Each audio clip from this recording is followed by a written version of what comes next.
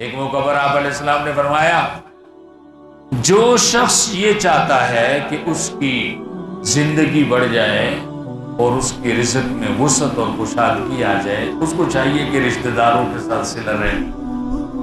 ہم رشتہ داروں کے ساتھ صلہ رحمی میں دو کام کرتے ہیں، یا جان لگا کر ان کی خدمت کرتے ہیں، کاموں میں ہاتھ بٹھاتے ہیں، ان کے ساتھ اٹھتے بیٹھتے ہیں، غمی خوشی میں شریک رہتے ہیں، ان کی دلجوئی کرتے ہیں، ان کی حوصلہ افزائی کرتے ہیں، یا ہم اپنا مال لگا کر مالی معاونت کرتے ہیں۔ جس شخص نے اہل قرابت سے مال لگا کر مالی معاونت کی، مال کم نہیں ہوگا، اللہ کے نبی فرماتے ہیں اس کا مال بڑھے گا۔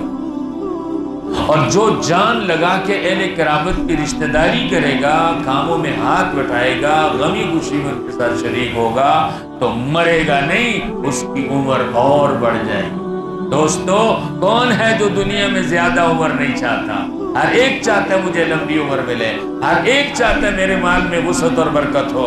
حضور نے فرمایا جب تم چاہتے ہو کہ تمہاری عمر زیادہ ہو، جو چاہتا ہے کہ اس کے مال میں وسعت ہو، تو اس کو چاہیے اہل قرابت کے ساتھ صلہ رحمی۔ تو فرمایا سل من قطعک، جو تمہارے ساتھ تعلق توڑے تم اس کے ساتھ تعلق توڑو۔ دوسرا فرمایا واعف عمن ظلمک، جو تمہارے ساتھ زیادتی کرے اس کو معاف کر۔ کتنے عظیم اخلاق کی تعلیم، زیادتی کرنے والے کو معاف کر۔ اسلام کے اندر زیادتی کرنے والے ظالم سے بدلہ لینا جائز ہے۔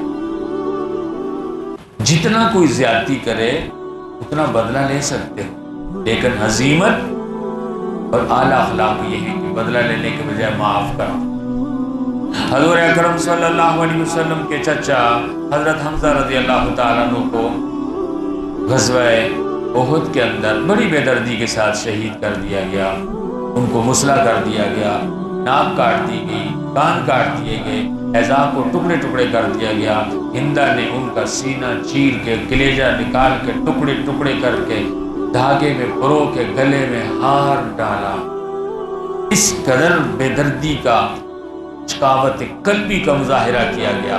حضور علیہ السلام نے جب اپنے چاچا کی اس طرح کی لاش کو دیکھا تو آپ سے برداشت نہ ہو سکا، آپ زاروں قطار رونے لگے، اور آپ روتے روتے فرما رہے تھے اب اگر میری اپنی برادری والوں سے جنگ ہوئی تو میں ان کے 70 لوگوں کا یہ حشر کروں گا جو میرے چچا کا ہے۔ میرے دوستو، بحیثیت ایک بشر اور انسان کے وہ جذبات انبیاء کے بھی ہوتے ہیں جو عام آدمی کے ہوتے ہیں۔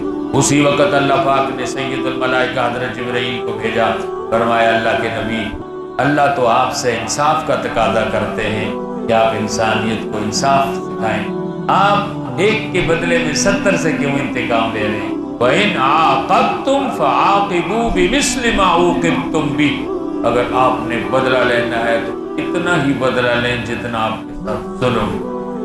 ایک چاچا کے بدلے میں ایک کافر کو آپ کس طرح قتل کر سکتے ہیں؟ ایک، اور ساتھ ہی اللہ نے فرمایا وَلَئِن صَبَرْتُمْ لَهُوَ خَيْرٌ لِلصَّابِرِينَ، اے میرے پیغمبر، اگر آپ ایک کے بدلے میں ایک سے بھی بدلہ نہ لیں اور معاف کر دیں اور صبر کریں تو بدلہ لینے سے صبر تو بہت زیادہ بہتر۔ پھر حضور علیہ السلام رو بھی رہے تھے اور فرما رہے تھے اب تو میں صبر ہی کروں گا، اب تو میں ایک کافر سے بھی بدلہ نہیں۔